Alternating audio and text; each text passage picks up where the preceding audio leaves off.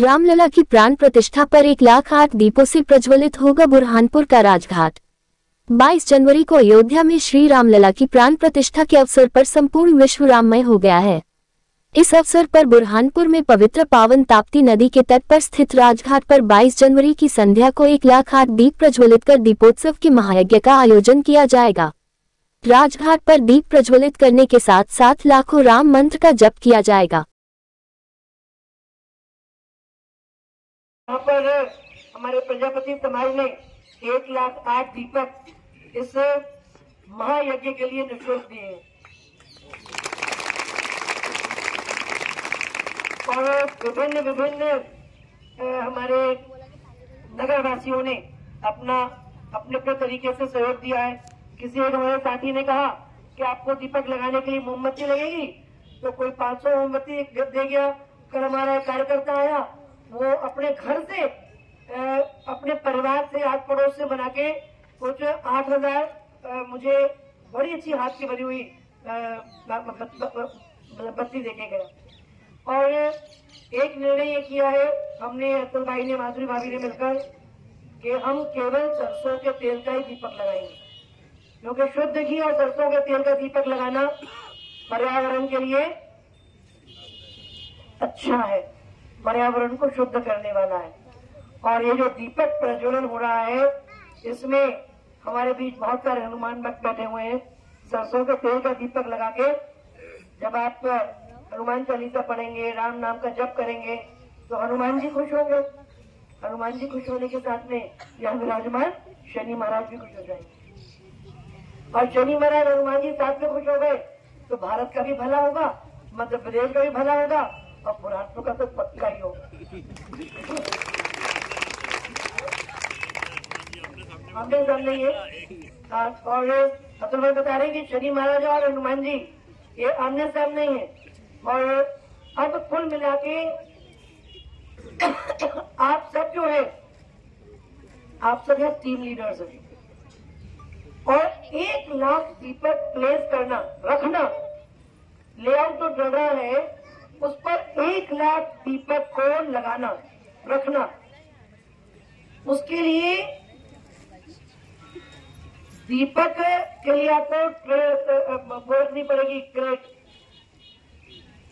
और क्रेट में दीपक रखकर हमको उस स्थान तक पहुंचाकर उसको रखना होगा। और प्लास्टिक की कुप्पी या बॉटल, उसमें तेल यहाँ से भर भर के देंगे। अलग अलग स्थान तेल के भी बनाने पड़ेंगे ताकि लोगों को इतनी दूर तक नहीं आना पड़े। अलग अलग सेक्शन का तेल का सप्लाई का अलग अलग आप एरिया बना लो और उसकी जवाबदारी आप अलग अलग लोगों को दे दो, ताकि वो फनल से बॉटल में तेल डालकर दीपक में डालने के लिए लोग लेके जाएंगे। आज ही हमको सारी बत्ती, आप बत्तियों को तेल में डालने की जवाबदारी आप किसको दोगे? वो आदमी आइडेंटिफाई करो किससे किया गया अभी तक के, बत्ती निकाल के तेल में डाली भी नहीं डाली। तो अभी इस बैठक के बाद में पहला काम हमें वो करना है।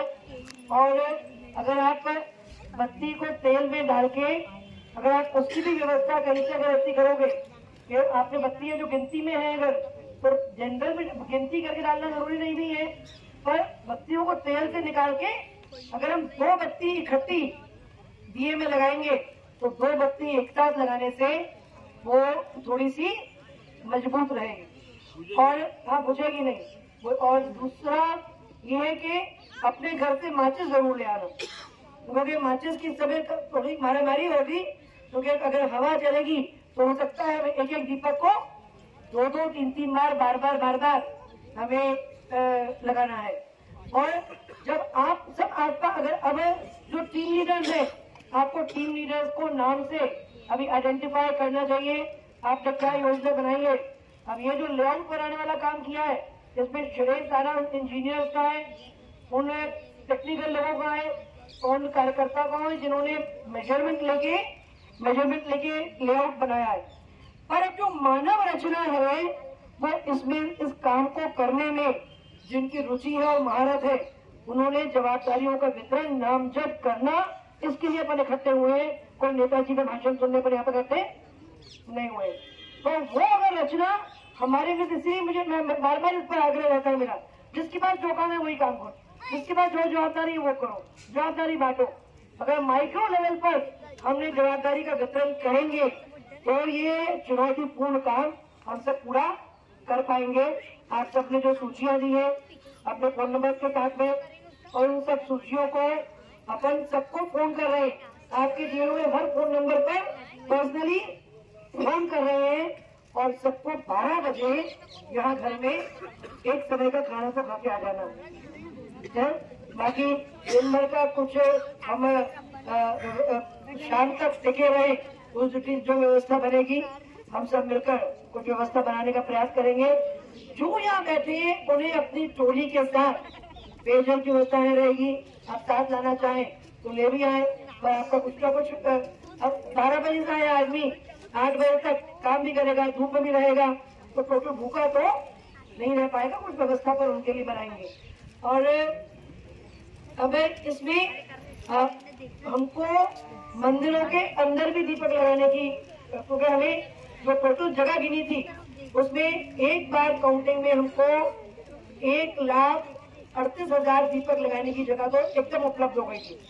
फिर हमने उसमें 5,000 दीपक लगाने की जगह और ढूंढने के लिए कुछ मंदिरों का प्रयोग किया, और जो सामने वो जो डिजाइन है ऐसा आगे कुछ निकला हुआ प्रोट्यूबरेंस से डिजाइन हमारे घाट पर, वो 12 है टोटल, 7 इस तरफ है और 5 इस तरफ है, और उसमें भी एक एक पे 200 दीपक बाद में ऐड करें तो 1200 गुना 200 कितने हो गए? 12 गुना 200 2400, तो 2400 दीपक से अपन 1,08,000 से 2-4 अधिक दीपक लगाएंगे, पर हम फरेब नहीं करेंगे। हमने जो कहा है उससे बढ़कर करेंगे, उससे कम नहीं करेंगे, क्योंकि ये जो विश्वास है ना आपस का, ये हम अपन लोग जो कहते हैं वो अपन करते हैं और सच में करते हैं। ये सारा काम हम पेड लेबर से कराएंगे। मैं उसके लिए आभार मानती हूँ आपका और आपकी टीम का। ये इतनी अच्छी सफाई हुई, सारा घर निकाल के, झाड़ियां निकाल के इन लोगों ने सबने बहुत मेहनत करी है, और एक एक मंदिर की पुताई करी है, इतने अच्छे से ड्राइंग बनाई है। आज उसको हम अखबार में डिस्प्ले भी करेंगे। पार्किंग पर्टिकुलरली मैं इसलिए बताना चाह रही थी ताकि आने वालों को ये रहे कि पार्किंग की व्यवस्था व्यवस्थित है, और आयोजन सबके मोहल्लों में भी है, गाँव में भी है, और मेरा गाँव मेरी अयोध्या भाव से, मेरी बस्ती मेरी अयोध्या भाव से सब लोग दिन में हम अभिषेक देखेंगे आदरणीय प्रधानमंत्री जी का। उस समय जो भी अनुष्ठान चल रहा है उसको देखेंगे, उसके साथ हम यहीं बैठकर भागीदार होंगे। पर जिनको इसमें इस यज्ञ में अपनी आहुति देनी है उन्हें अपनी टीम के साथ 12 बजे कल यहाँ पहुँचना है। कौन कौन पहुँचने को राजी है हाथ ऊंचा करना। और कौन कौन पहुँचने को राजी नहीं है हाथ ऊंचा करना। कौन राजी नहीं है पहुँचने को वो भी हाथ ऊंचा करें।